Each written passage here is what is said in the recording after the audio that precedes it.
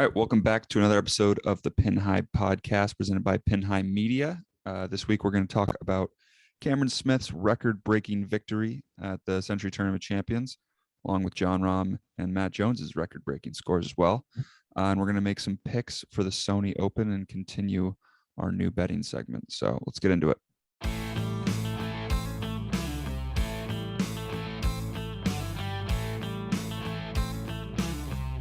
This is Jordan Spieth here, and this is the Pin High Podcast. Okay, let's get inside the ropes. Right off the bat, Cameron Smith, Matt Jones, and John Rahm all set records this week for most under par in a tournament. Yet, only one could walk away with a win, and Cameron Smith pretty much just outlasted John Rahm at the end there, and it had an answer to everything that John Rahm did. I mean, it was hard to, it was going to be hard for John Rahm to make up any ground if he didn't make an eagle somewhere. And Cameron Smith, he wasn't going to make a mistake. Rahm made a few, I guess you could say, more mistakes. Technically, they weren't even really mistakes. He just didn't, he probably, he had a bad chip on 6. Other than that, he played flawless golf, had no bogeys, and Smith just kept pace with it. It was a match play situation, and then Smith came out on top. Happy for Smith. And I mean, he played, it was unbelievable golf. Like you said, record-breaking performances all over the place. Indeed. But I think I saw that No Laying Up tweeted something like, no matter where it is, whether it's the Sentry Tournament Champions, like the Kapalua course or any other course, if there's no wind and there's soft greens, like these pros are going to tear up any course that's out there. I think that was even a Justin Thomas quote. I think Justin Thomas quote tweeted it. I mean, it's just like it's crazy. Usually this course has like a little bit of wind, but the scores are usually pretty low. But when there's absolutely zero wind, everybody's just going to tear it up. And not only did you have tournament records for lowest score, you also had the course record 61 that Justin Thomas got, and then John Rahm got it like a couple hours later. So and just insane. And then Matt Jones joined him on Sunday. Right. Yeah, didn't even think about that. Speaking of which, I agree though. It's, and like we said, the low scores, there was no, usually the court I saw everywhere on Twitter at the main course was the wind, and there was zero wind. The first 2 days they were playing lift clean in place, when there wasn't really weather, it seemed. It just seemed the course was a little bit wet. And then by Saturday and Sunday, it was just firmed up enough so that the players just firm enough so that they could control the ball how they wanted. The fairways would roll out a little bit more, and it was still soft enough to stop the ball whenever they wanted to. Yeah, and we did the back nine on Colorcast. We were announcing it. That was a good time. It was fun. I enjoyed it. It was cool getting to interact with a couple people on Not there. Not too many. Talk some thoughts. Canadian golf, of course. Your boy Corey Connors. We got to see an awesome moment with the Justin Thomas top 5 bet that I put out on the pod. That was we had Patrick Cantley, so funny. 2-putt from 87 feet to what I thought closed the door on Justin Thomas's top 5 chances. And then Daniel Berger, first of all, his second shot goes flying into the stands. I'm like, or not into the stands, but like over this fence. I'm like, oh, okay, we have a chance. But then he's like probably like 15 feet away for birdie on the collar. Yeah, he's on the collar, and he putts it. Has probably 3 feet max, 2 feet, 3 feet. Yeah, probably 3 or 4. Probably 3 or 4 feet. To finish, and he just misses it, and that was it. He didn't even touch the hole. No, it didn't even touch the hole at all. And it was funny because you and I didn't even realize what was going on until we see him putting, and we say, like, yeah, well, like, oh, if he three putts, like you get your top five, and you're like, oh yeah, he would, but like he's not gonna three putt, and then he blows it by, and we're like, oh, okay, like there's a chance. I didn't think it was gonna happen. I didn't think it was gonna happen. And it was even funnier that Cantlay from like across like the world, it seemed, two putted and had like a 6-footer, like in the last like revolution of the ball, drop in on the low side. Yeah, but yeah, we'll get into the rest of all that those bets when we go into the skin segment. But what else should we touch on from this week? I mean, new equipment this week. I mean, we kind of touched on it last week, but I mean, I'm starting to think like the stuff looks sick. All of a sudden, like at the beginning, I was like, this is kind of cheesy. Like, doesn't look cool at all. But like when you see the pros use it, I don't know, something just changes. I don't know. I don't love it. It doesn't feel right when Colin Morikawa is not using the sim. That is also true. Yeah. Does not feel right. Colin Morikawa thing, yes. But like when Tiger was using the stealth like a couple weeks ago, that did feel right. Yeah. And I feel like Rory using it. That's because it's red and black. Yeah, it's red and black for Tiger. Like that's the perfect. Tiger should never take that club out of his bag, ever. I don't even remember Tiger using the sim for some reason. Because like he missed the entire year pretty much. Oh, he didn't use the sim too. You're right. Yeah, because you're right. Yeah. Okay, I mean, like if you go like way back with Tiger, you remember the Nike clubs that were red and black? Oh yeah, that he used. Oh, yeah. I remember the neon ones the most. I mean, I remember the neon ones too because the vapors. I have a 3-wood, but oh yeah, just sitting in the garage. That thing did not treat you well. No, I hated that club. Yeah, it was like a normal. I think Tiger having the red and black stealth, or TaylorMade making a red and black stealth driver like that, just we automatically have to assume that he's gonna come back and win a tournament. I think that's just inevitable at this point. Yeah, red and black clubs. Yeah, we'll have to see if Callaway and others follow suit on the. I mean, Callaway has kind of like a sleek look this year. They're going with like the gold. Like I don't know if you guys I've seen the hats. The hats are kind of cool. The hats are okay. Yeah. I mean, yeah, kind of looks right with like John Rahm. And then I think did Abraham Answer switch to Callaway? Yeah, he did. Yeah. He did. So they pulled in another big one. So, Jeek, let me ask you a question. If you were to be able to pick one 2022 driver right now, which one would it be? Free. That's a good question. I mean, I hit a Callaway right now, so like, that makes sense. But Callaway does this thing where every other year they have like an adjustable driver. So like we're on the year where it's not adjustable this year. It's more just like normal driver head, no like adjustments whatsoever. And like the club that I use has an adjustment. So next year they'll come out with a club that has probably like a draw fade. Not that I use that, but it's nice to have the option. So I might go with the stealth this year if I were to pick a driver right now. I've never used the adjustable. I've never had a driver that has had the adjustable. I used it. I don't think it. I think it's more of a like. I don't think it really helps you at all. It's probably if you're able to work the ball. I guess, but like, which I mean, the average golfer it's not needed for me. Like I hit the ball in both directions. I don't need a draw fade. Like I would say, or if you have one specific miss, I think you'll say.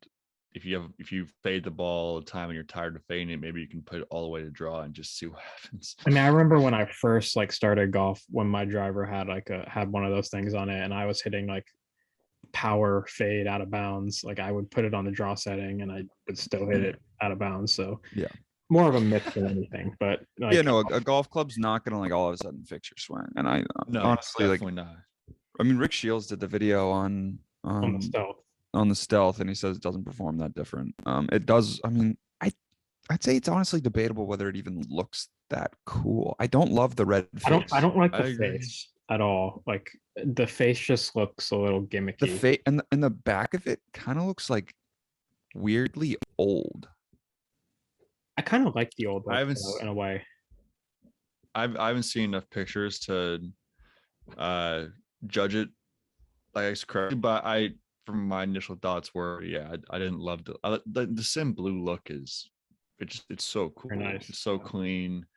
like in the matte finish. Like I don't know if the stealth has that, but it just looks so nice. Look, and one of my friends had it. It looks so nice to look down on at hand the ball. I think the sim, when we look back in 20 years, is going to be one of those nostalgia clubs that like everyone just like loves to talk about.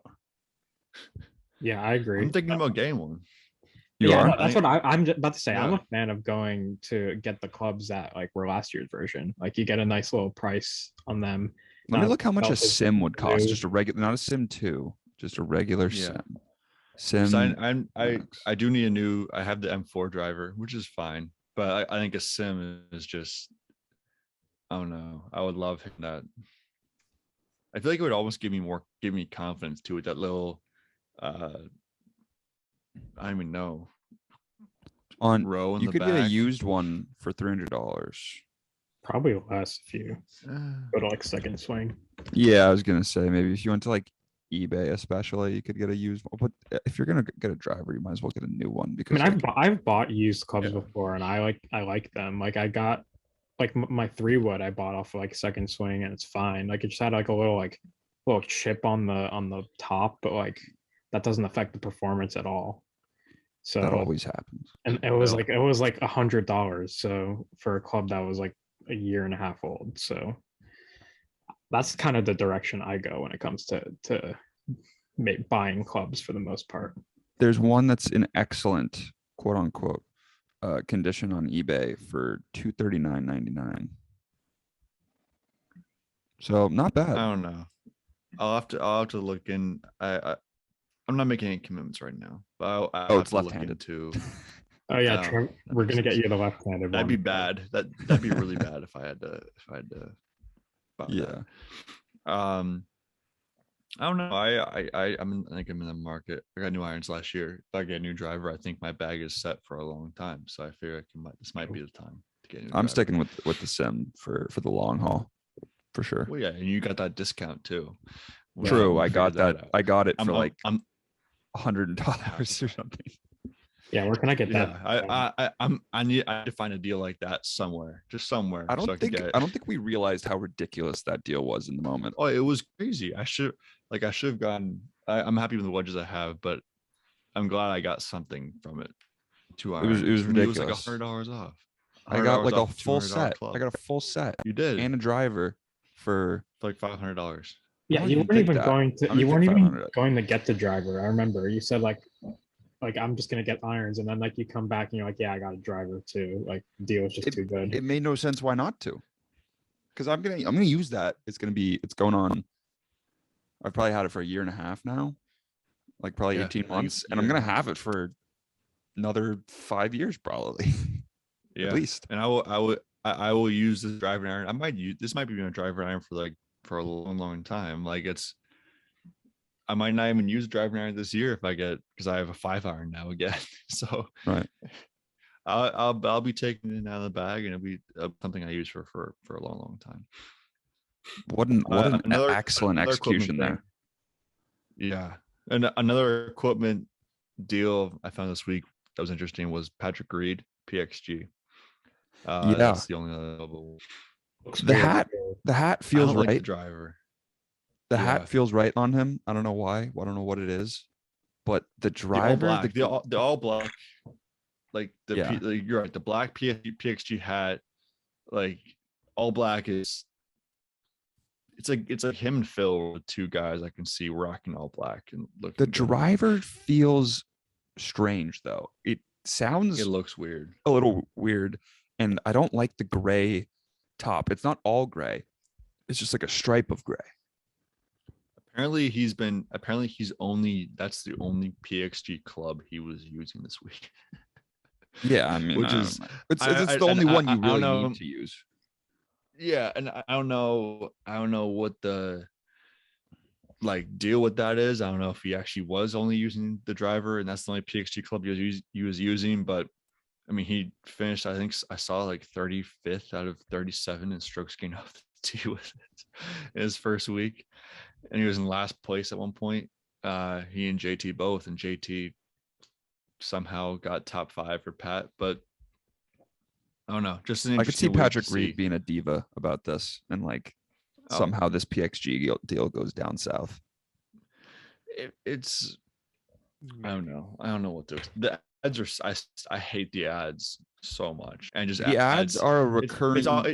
It's almost perfect that Patrick Reed is a PXG athlete now, and the ads are like things that everyone hates. Probably. I literally applied to a job where it asked me a question.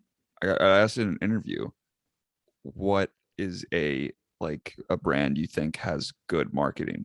And I actually flipped it on its head, and I said a brand that has bad marketing, and it's PXG. And that's just exactly what I said. I think it's more of the they do it on purpose. They do it because we're talking about it right now. We're talking about PXG's marketing right now. Now it doesn't make but me we're talking want to about buy how it. I would never get Does it PXG. does it make me want to buy it? No, but No. we're talking about it. Maybe somebody's gonna buy it. I don't know. I mean, they did. Guess. I mean, their clubs used to be extremely. I don't know how expensive they are now. I actually will look that up. But their clubs used to be extremely, extremely expensive. And then, but every time I saw the commercial, it seemed like their clubs, like they were selling a driver for $250, $300, something like that. And the Stealth was going for $600 on TaylorMade.com. I don't know if they just changed their ways almost, but it just doesn't appeal to me. I don't know what their target demographic is anymore, because it used to be older guys that loved sleek, new, expensive, exclusive things, and PXG was super exclusive. Whenever I remember when I first started working in the bag room at Silver Spring, I saw someone with PXGs, and I was like, no, it was a job, I guess, the summer before that. So it was probably 3-4 years ago. And I saw someone with PXG irons, and I was like, that's the first time I've ever seen them. And I thought they were so cool. I will say, I don't know if this is a deal that they're on their going website, but everything seems like it's very much cut down. Gen 3 irons, it says were $349 per iron. Now it's $133. Per iron? I think per iron, yeah. But they used to be $500 an iron or something like that, or $700. Everything on their website is $200 off. Yeah, it's the driver is $529, it says, but then it's cut down to $300. I don't know what if there's a deal going on. I'm sure there is, but it just seems like everything's at least $100. That seems like a PR nightmare. I feel like all of a sudden they go from like an exclusive brand to they honestly kind of seem cheap now. It seems gimmicky. I guess, but they do have pro golfers, right. So they do have a couple pro golfers. Reed signed to Kokrak, right? Yeah, Kokrak, Charles. No, not Charles Schwartz. He's clear. Clear. Isn't Charles Howell PXG something? Yeah, I think so. I think he is. But you're right. You're absolutely right, though. It's like they're marketing. It feels like they're marketing to the wrong people with that ad. But here we go. I have all this. Zach Johnson, Patrick Reed, James Hahn, Jason Kokrak, Joel Damon, Kyle Stanley, Henrik Norlander, Hudson Swafford, Luke List, Sun Kang, Jim Herman. Yeah, that's the list. I didn't realize Joel towards Damon the end there, you got to some pretty bottom of the barrel PGA Tour players, but yeah. Joel I'm not Damon's talking kind of a big name now with Twitter and social media and everything like that. He's a little bit bigger. Joel Damon. Oh yeah, no, but I was saying at the end, you said, Sun Kang, who pretty brutal now. Jim Herman. I mean, yeah, and then obviously, not great. Obviously Gary Player and Darius Rucker are they're celebrity / true golfer. Darius Rucker, Carolina made. Nice. Yeah, so I mean, they have a lot of people. They're obviously spending money to get pros and brand ambassadors on board. So I don't know, something to watch, something to look into. I mean, we went off on a tangent there. We did go off on a tangent there. Also, shout out to my dad for just coming in and tossing me a cord in the middle. That was I went under the radar. I said something about it, but it was an excellent pocket pass, just right to the and the cord actually works. So my audio was probably terrible for the first 10 minutes, and then now we're good. So fair enough. So getting into this week, or do we want to say anything about anything else? I don't know. about Cam Smith? I don't know if I guess. have anything else. I mean, Cam Smith going for the back. Well, not the back-to-back, but going for the Hawaii sweep this week, Mm-hmm. and he won this event 2 years ago. So it's I possible. heard on No Laying Up that he's won 4 tournaments and he hasn't won a stroke play tournament on his own outside in the continental US. Oh, yeah, so maybe he's Mr. Hawaii. Like obviously, like Victor Hovland keeps winning in Mexico, so like Cameron Smith might keep winning in Hawaii. And guess what? He's a favorite this week again. So yeah, he is.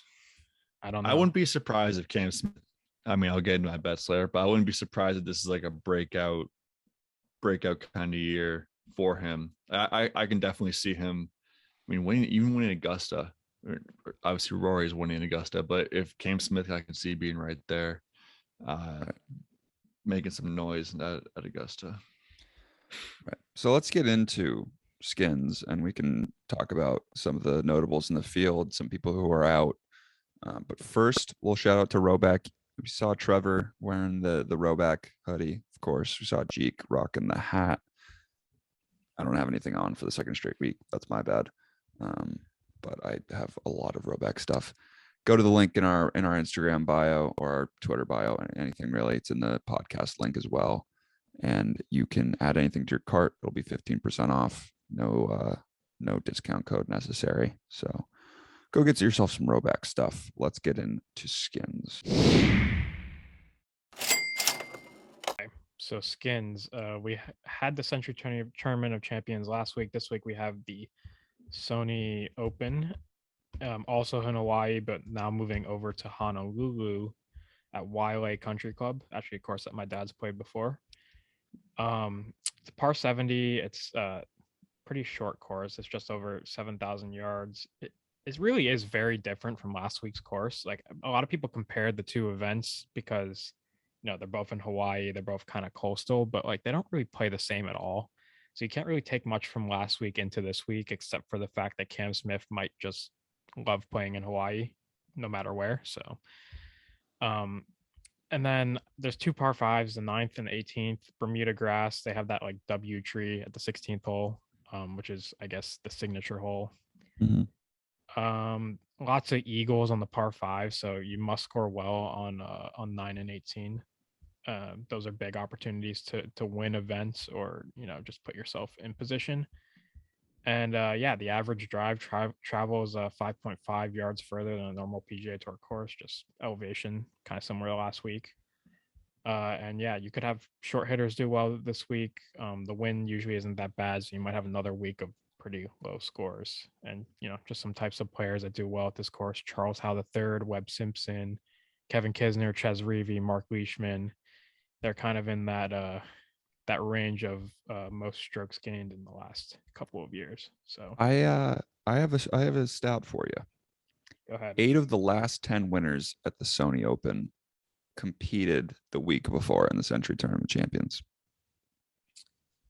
It is interesting. Like obviously people come over to Hawaii and they play both events, but maybe they're used to the time difference by then. Yeah, exactly. They're settled into Hawaii. They got a week. Like not that like we said, the courses are pretty different, but probably plays a factor. Obviously, it does.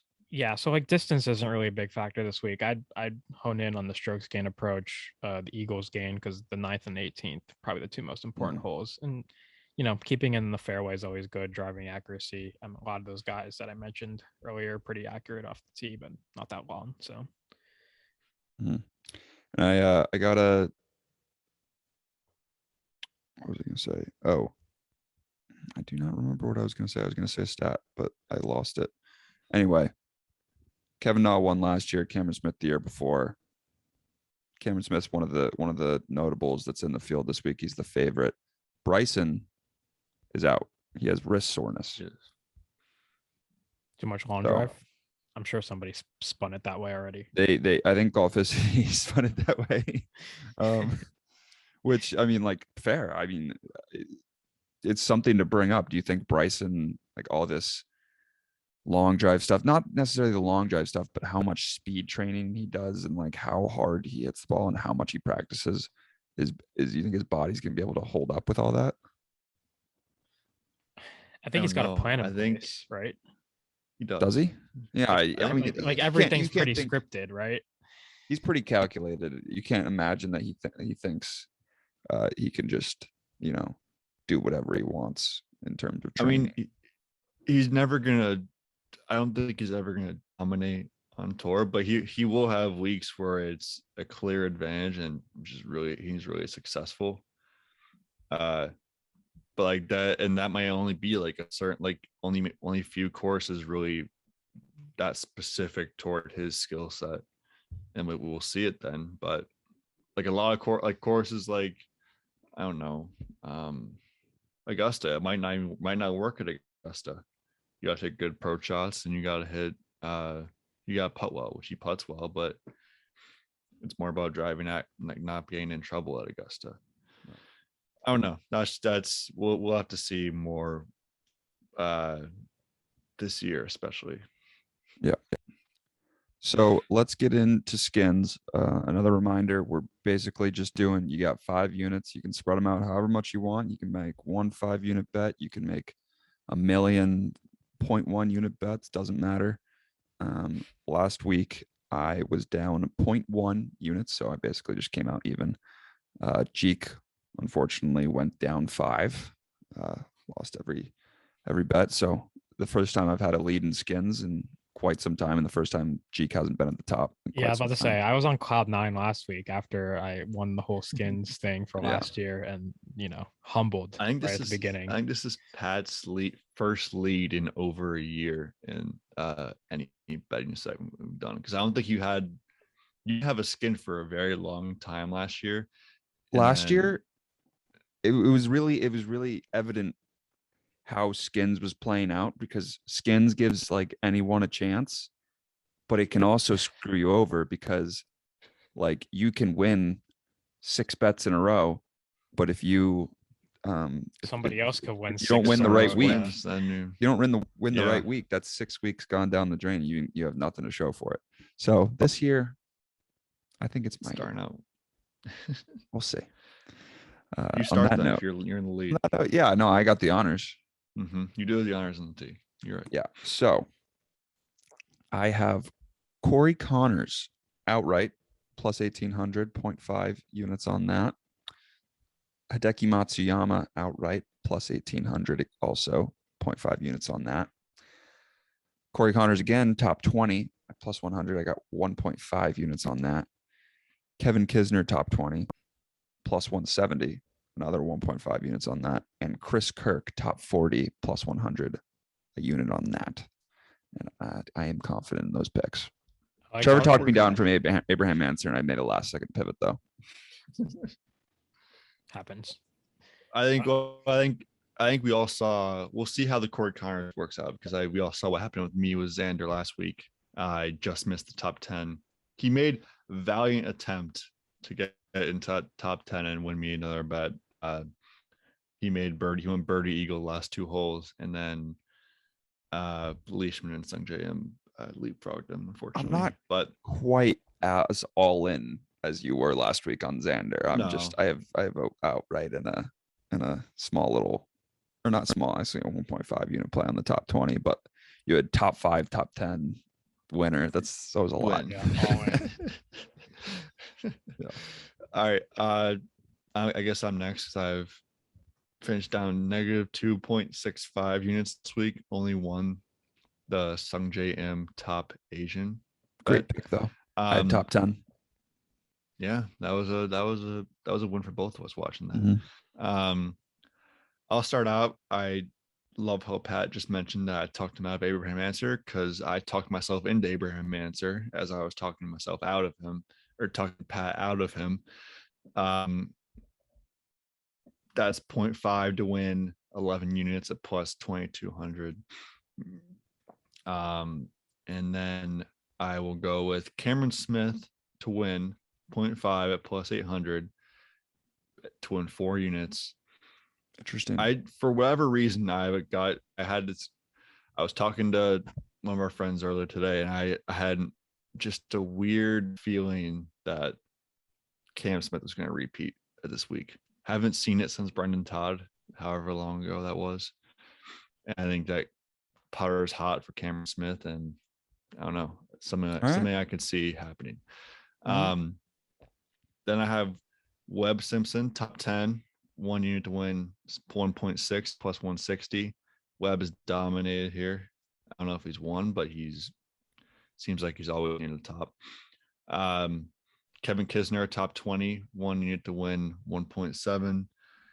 Again, another guy kind of like Webb, good ball striker, played well last week. I was looking at his stats on Data Golf, and he hadn't really putted well recently. And then he finally last week, he's got gained 1.56 strokes gained putting, along with 1.06 strokes gained approach. So I'm hoping that correlates to success here, and he's played well here before too. And my biggest bet, Brendan Steele, top 40, 2 units, plus 110. I mean, I just feel he's last 2 years he's coming like second and third. I'm pretty sure. He knows how to play here, and he's a good enough ball striker to play well. Play well here. Good bet. Yeah, like it. Yeah, so I'm getting a little crazy with the bets this week already. I'm down 5 units. I'm already chasing, getting a little crazy. But I do have a couple of bets that are the same or similar to what you guys had. All 3 of us are on the Kevin Kisner train. I also have Kevin Kisner top 20, plus 170. I have 1 unit on that. And then I also have Corey Connors to win, half a unit on that as well. So I really do like Corey Connors, like we were saying. He's my guy. Ball strikers do well at this tournament. That's just the guy I want to win. Now I also have another top 20. I have 2 units on Sanjay M to finish in the top 20. It's even money, so 2 units to win 2. I like Sanjay M as well this week. He played pretty well last week as well. Another good ball striker, good putter. So I like to see Sanjay M play well this week. Now here's where it gets a little bit weird. I mean, so first off, I have the tournament 3 ball. It's Joel Damon, Charles Howell, Maverick McNeely. I have Maverick McNeely plus 180. I have half a unit on that to win 0.9 units, almost 1 unit. The numbers didn't quite work out. Interesting. And then, like I was saying, I do really like ball strikers this week. And there's 3 guys I do like this week, and they're all grouped together with a triple chance to win. So Mark Leishman, Hideki Matsuyama, and Corey Connors all grouped together, plus 500. If one of them wins, the bet wins. I have half a unit on that to win 2.5 units. And I actually might bet that one in real life because I actually really like that. Those are 3 guys that I think could win. So interesting. They're all grouped together. And then, the leaderboards have been pretty tight lately. We had a big playoff run last year. So I'm going to go with this. I'm going to go for playoff. I think plus 300, half unit for a playoff to win 1.5. I'm just feeling it. I feel like there's going to be a lot of people at the top of the leaderboard, and I think there's going to be a playoff this week. Jeek, you have an opportunity here to really gain back those 5 units.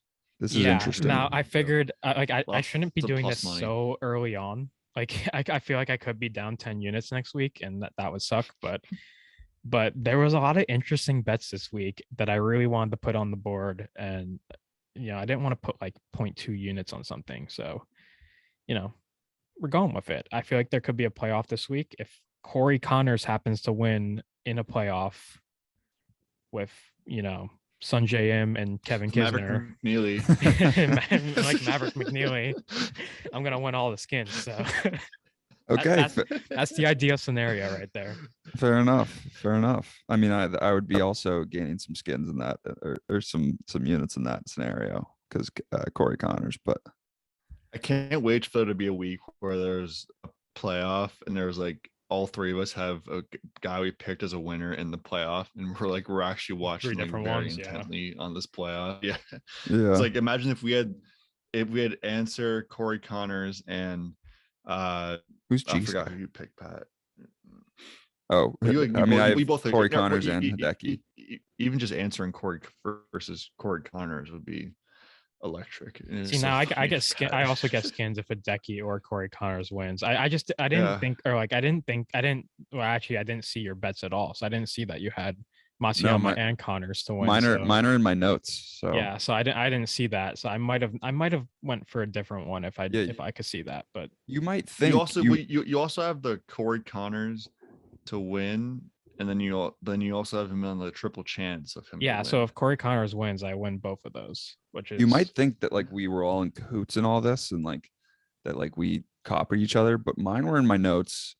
Trevor did his without seeing I did mine in my notes before I put him in the doc, and I didn't see Pat's. Yeah, and I did mine in the doc before you guys entered. So yeah, so it's interesting. Except Trevor did talk me down from Abraham answer. I did. Yeah, you did. So I'm gonna be quite mad. I can't wait for him to win. And like it's the reason I talked him down was because he hasn't really played well here, but his game fits here so well. Like ball striker. I saw in Data Golf one of the courses that correlates well with success here is Harbortown, and answered almost hit like 18 greens at Harbortown. Corey Connors also did the ball that week. He did. Webb Simpson as well. Webb Simpson did as well. Yeah, I think I think Corey Connors is a great bet as well. Yeah, I can't wait to see him play. We're all big Corey Connors fans now. I feel like. Sure. Yeah, no, he'll probably get like cut this week just because that's how things. Oh, you 100% will. Or no, Kisner dude, he's too because he's too perfect for this course. He didn't play last week, so like you're 8 out of the last 10 or whatever it was. All right, maybe 8 out of the last 11. Yeah, I also think the last time we picked Kevin Kisner like all in the same week was the RSM, and he missed the cut there too. Yeah. So that's a good sign. I mean, but he wasn't playing well up to that point. He's playing well. He played well last week. Right now. No, he like I said, he got his putter figured out. And he's coming off the Georgia Bulldogs win. Maybe he might. Yeah, he's got to be a little less focused. Be hyped. He's gonna have adrenaline. Yeah. He might be really he might be super hungover for multiple days, but that's okay. It's not a hobby. He's gonna do the Max Homa like speech, like the Lakers, what did he do? Like Dodgers, the Lakers, the Dodgers. Now me. Dude. Georgia Bulldogs. Damn. Now me. I love Max Homa, one of my favorite personalities on tour, but that's a brutal clip. Did you see that he got his bag got broken into this week? Yeah, and, like a pouch got stolen with some stuff in it, and he lost that divot repair tool. Yeah, it said what did it say? Cinco de Mayo or something like that. Yeah. But yeah, and someone they don't make it anymore. So he actually got someone to send it to him. Yeah. And I think later that night, Homa tweeted he's rooting for Georgia because Kevin Kisner was his partner. And he said Justin Thomas is richer and more and younger than Kisner. Yeah. So Kisner needs him more, and then Justin Thomas said, "I hope you don't find your divot repair tool ever." I saw that as well. That was funny. But yeah, so we only got 153 left on the Zoom here, boys. So let's get in the clubhouse real quick. Let's talk talk Joe Judge, Jeek. Why not? This is Joe clubhouse Judge talk. Out right at the beginning of the podcast. Now I was more concerned about general manager at our tiki bar. And they forced Gettleman to retire, so he's out. But you can't bring in a new GM that with like a coach already there, right? Like your GM has to pick your coach. Like you can't bring in a G. Like if you're interviewing GMs, they're not going to want to come to the Giants because they're not going to get to pick their coach. So after a full day of the full court press from the Giants faithful, I think John Mayer made the right decision and let Judge go.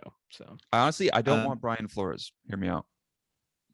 I don't want him either as a Bears fan. Similar to Joe Judge, Patriots background. I will say that Bears don't agree with that GM before head coach because they're looking to get a head coach before the GM, which makes that makes zero sense. Yes, really stupid, but that's the Bears. That's the Bears. They're the teams we love. The teams we love. Their chairman said, "I'm not here to make football evaluations. I'm just a fan," which is. I love to hear that. Fans love to hear that. Fans are just a bunch of suckers. We're suckers for liking the Giants and the Bears, and I'm a sucker for watching Syracuse basketball in about 45 minutes, even though they're under 500. So let's wrap this up. I think we have like 15 seconds to. Let's wrap it up. Enjoy the Sony Open. Next week's like the American Express or something. I don't know. We got a good stretch of tournaments here. Have a nice weekend.